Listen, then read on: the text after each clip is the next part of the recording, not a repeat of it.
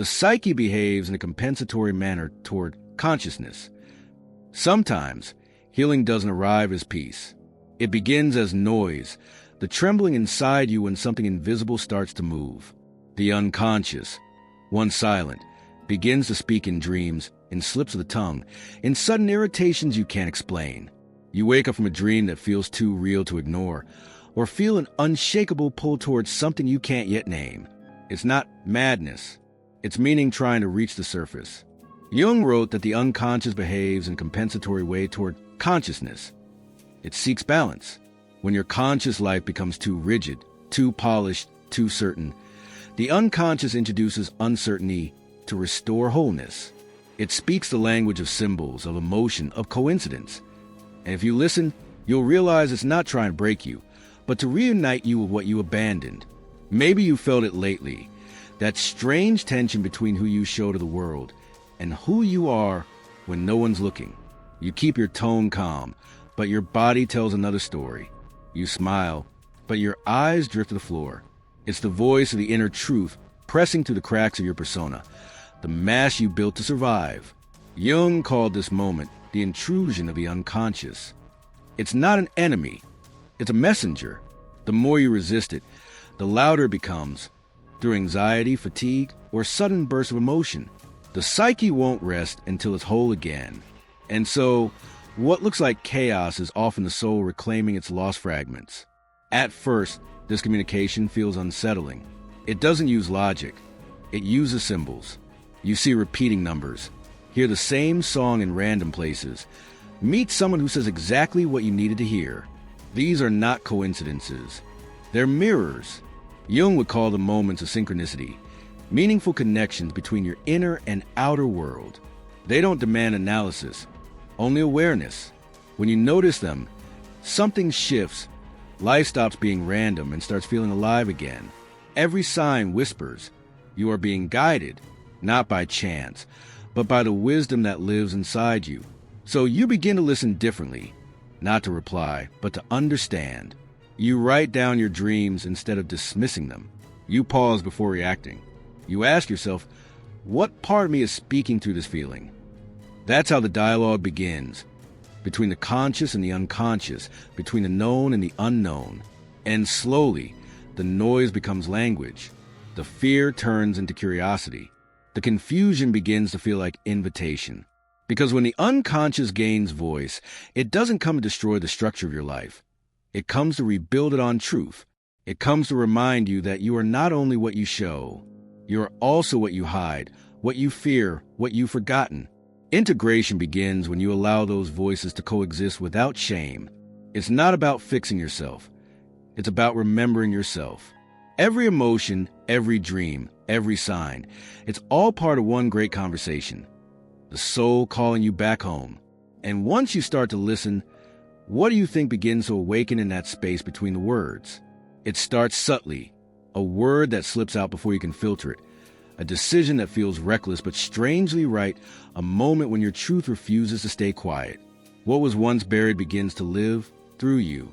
The shadow, the part of you that carried every suppressed impulse and forbidden feeling, starts to breathe again.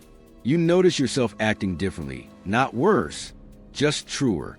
The smiles that used to protect you now feel heavy. The roles you once played start to crumble. And even though it's uncomfortable, there's an odd relief in it. For the first time, you're not pretending. Jung said that the unconscious behaves in a compensatory manner toward consciousness. When your outer life becomes too perfect, too controlled, the shadow rises to restore balance. It doesn't come to destroy what you built. It comes to bring back what you abandoned while building it. At first, this expression feels like rebellion. You may speak up in situations where you used to stay silent or say no when guilt screams yes. You may feel anger again, not to harm, but to define your boundaries. You may rediscover desires you once shamed yourself for having. The shadow reveals what's authentic beneath the persona, the mask you created to survive love, success, and acceptance. Jung wrote that one does not become enlightened by imagining figures of light, but by making the darkness conscious. The darkness here is not evil. It is honest. It carries the instinct, the passion, the creativity, the vitality that consciousness had forgotten. As these elements rise, life begins to test you. The external world mirrors your inner change. Old friends question why you've changed, why you're so different. People who once praised your calmness now call you distant. The world you build on compliance starts to resist your authenticity. But this conflict is sacred. It's the outer reflection of your inner alignment. Every misunderstanding becomes an initiation. Every confrontation, a mirror showing where you still hide. The shadow is not a curse to tame, but a teacher that insists you live as an undivided being. You start to notice how the energy that once fueled anxiety now fuels creation. What once was suppressed pain becomes emotional intelligence. You begin to write, to paint, to move, not to impress, but to release. The more you accept your shadow, the more it transforms. What was once rage becomes power. What was once shame becomes compassion. And through this alchemy, the fragment itself begins to unite. You realize that you can be both gentle and fierce, spiritual and human, light and dark, and still be whole. Integration doesn't make you perfect. It makes you real. The shadow doesn't disappear. It learns to walk beside you. You start to understand that everything you rejected was never meant to destroy you. It was meant to complete you. And when the shadow finally stands in the light, something inside you whispers, "You were never broken, only divided." But now that the inner world has begun to speak through your actions, what happens when life itself starts to answer back? When you stop listening, life starts speaking louder, not through whispers, but through disruption. The messages that once came as gentle coincidences become harder, sharper, almost impossible to ignore. You begin to feel restless for no reason, or find yourself repeating the same mistakes in different forms. Relationships break down, jobs collapse, your body starts sending signals you can't explain. Jung said that when the conscious mind refuses the voice of the soul, the unconscious compensates with force. It doesn't punish you, it rebalances you. What you call bad luck or crisis is often the psyche demanding attention, insisting that you return to the path of meaning you've abandoned. At first, this resistance feels cruel. You lose things that once defined you, people, plans, identities. But look closer, and you'll see the pattern. Everything that falls away was never truly yours. The ego clings to what is predictable, but the soul only keeps what helps it grow. The moment you stop listening to the subtle voice within, the unconscious begins to speak through fate. Jung called this the principle of synchronicity, the intersection between inner truth and outer event. When ignored, this intersection becomes collision. The psyche will use whatever it must, dreams, emotions, illness, loss, to get your attention. You can feel it in your body first. The fatigue that doesn't go away, the anxiety that rises out of nowhere, the feeling of being trapped in a life that looks fine on the outside but feels hollow within. Those are not random malfunctions. They are psychic communications. The body becomes the instrument of the unconscious when the mind stops listening. The outer chaos mirrors the inner neglect. It's not life falling apart. It's life realigning itself around what's true. If you look with fear, you'll see only destruction. But if you look with humility, you'll see initiation. The loss of control is not the end. It's the threshold. It strips away everything false so that the real can emerge. You begin to understand why Jung warned that one does not become enlightened by imagining figures of light, but by making the darkness conscious. When you stop listening, the darkness makes itself known. It knocks on your door as discomfort, until you finally realize it's not there to hurt you. It's there to guide you back. The invitation is always the same: to pause, to feel, to listen again, to stop interpreting every sign and start experiencing them, to trade analysis for presence.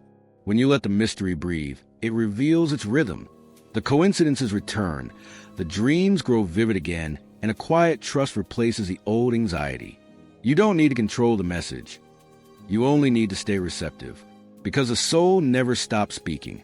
It only waits for you to remember its language. And if you choose to listen this time, what new form of truth might the silence begin to reveal? It begins with surrender, not the passive kind, but the courageous act of no longer pretending. When everything you build starts to fall apart, your first instinct is to rebuild, to fix, to explain, to control. But the psyche doesn't want reconstruction. It wants truth.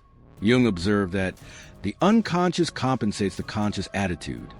If your life has been dominated by control, then your collapse is not punishment, it's correction. It's the other half of you demanding to exist. What feels like failure is often the self reclaiming its lost balance. At first, it feels unbearable. The plans you trusted no longer make sense. The identity you wore proudly starts to feel like a costume.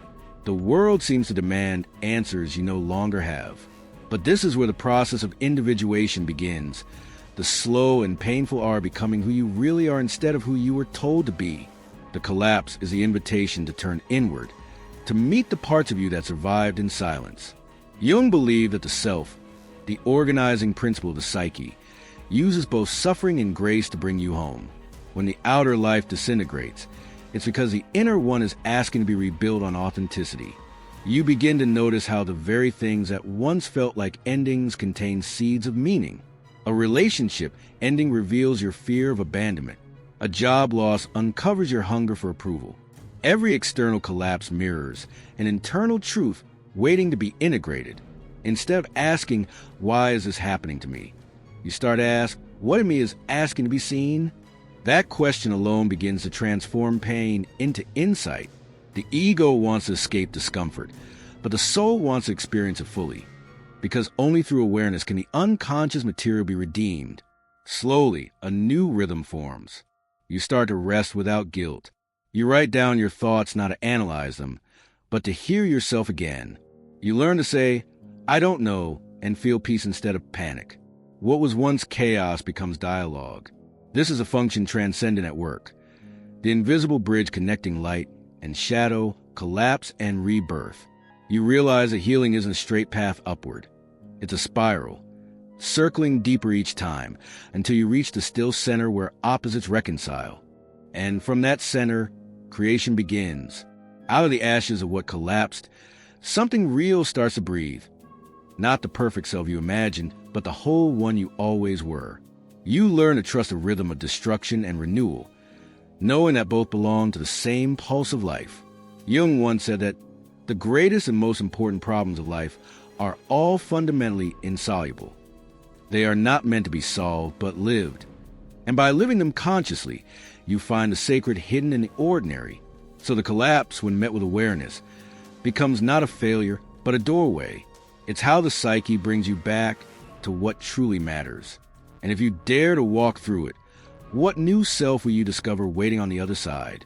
They appear disguised as progress. Calm voices, confident affirmations, the illusion that you've finally transcended. You start to speak of balance while secretly fearing chaos, of light while quietly avoiding your own darkness.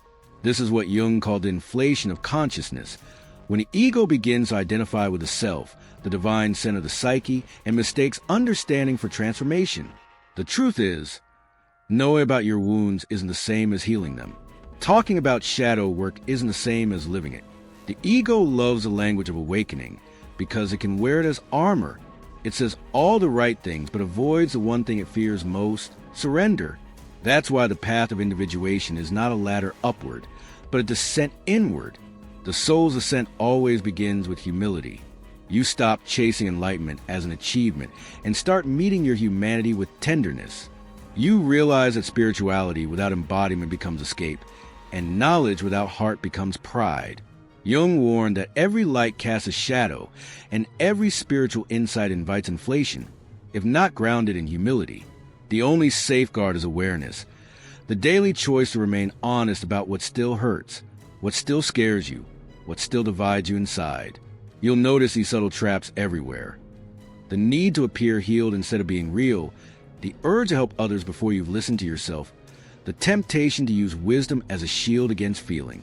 These are the ego's last disguises, polished and spiritualized. But the self, the true center, doesn't seek perfection. It seeks participation. It asks you to live the truth you've seen, not preach it. It asks for presence, not performance. Individuation doesn't make you special. It makes you sincere. In this phase, the work becomes quieter. The spiritual fireworks fade, replaced by gentleness. You begin to find holiness in the mundane, washing dishes, walking, breathing. You start to sense that the divine isn't something to reach for. It's something that's always been here, waiting for you to slow down enough to notice. The ego finally loosens its grip. Realize it was never meant to lead but to serve. This surrender brings a peace that can't be forced, a calm that arises when nothing more needs to be proven. And this is where the circle closes. You return to the same world, but not as the same self. You love without control. You listen without fear.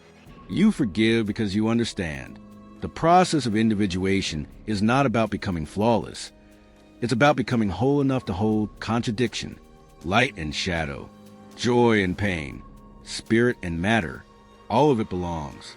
So when the next challenge comes, and it will, you won't run from it. You'll meet it with presence, remembering that even the test is sacred. Because every fall, every silence, every return is the psyche's way of whispering, you are closer to home. But before that peace can root deeply within you, one last step remains: the surrender control itself. What happens when you finally stop striving to awaken and simply are? Something beautiful and almost imperceptible begins to happen. The striving stops. The inner noise that once demanded validation quiets down, and in its place rises a soft awareness. You are not the one moving life. Life is moving through you. Jung said that the self is not something we possess. It's something that possesses us, a force larger than the ego that organizes chaos into meaning. When the ego finally bows to that mystery, a sacred order begins to unfold on its own. You stop trying to be awakened and simply live awake. You stop searching for signs and start seeing, really seeing, that everything around you has always been whispering the same truth. You belong to something infinite. In this stage, humility doesn't feel like loss. It feels like freedom.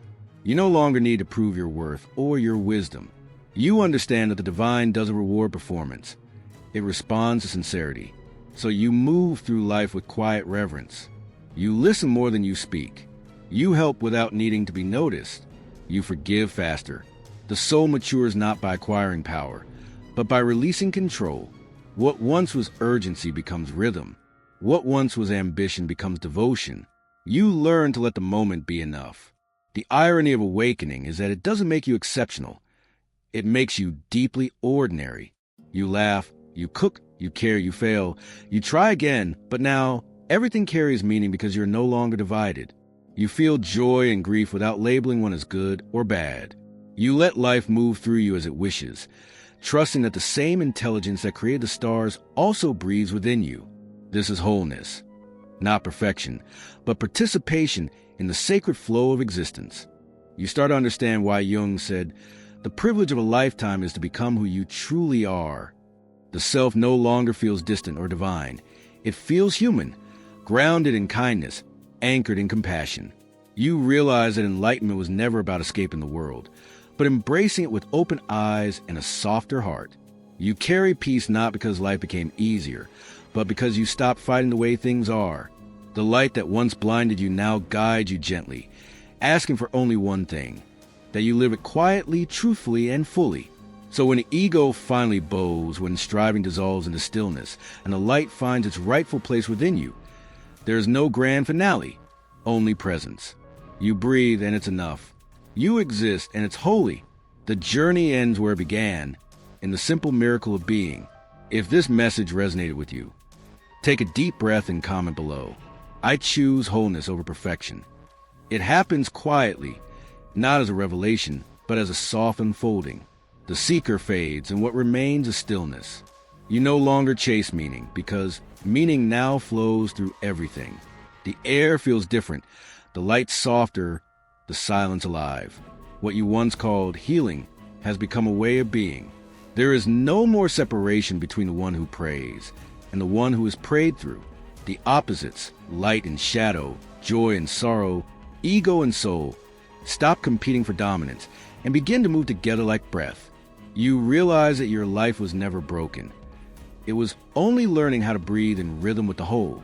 This is what Jung meant when he spoke of the self, the organizing center that holds all contradictions in unity. When the ego finally yields to it, something miraculous happens. Consciousness and unconscious no longer oppose each other. They collaborate. Every thought, every feeling, every event becomes part of a living dialogue with existence itself. You begin to perceive what Jung called the numinous, not as something outside of you, but as the sacred pulse within all things. The world doesn't become easier, it becomes luminous. There's a serenity here that doesn't depend on conditions. You move through the same streets, speak to the same people, face the same uncertainties, but everything feels different. Time slows. The ordinary becomes holy. Washing your hands feels like a prayer. Looking into someone's eyes feels like remembering God. You see how every experience, even pain, was a form of guidance. The shadow you fear was your teacher, the emptiness your initiation, the chaos your compass. The divine was never hiding. It was waiting for you to see. Jung wrote, "The psyche is the axis of the world."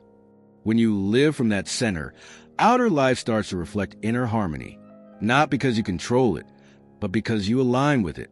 Circumstances lose their power to define you. You no longer ask, "Why is this happening to me?" but "What is life revealing through me right now?" Suffering transforms into understanding. Solitude becomes communion, and silence turns into song. The cycle completes itself. The emptiness that once terrified you reveals its true nature. It was space being prepared for fullness. What felt like loss becomes return. What felt like ending becomes beginning. You understand now that individuation was never about becoming more. It was about remembering that you were whole all along. The real healing is remembering who you have always been. Comment below, "I choose my wholeness," and continue your journey with the next video.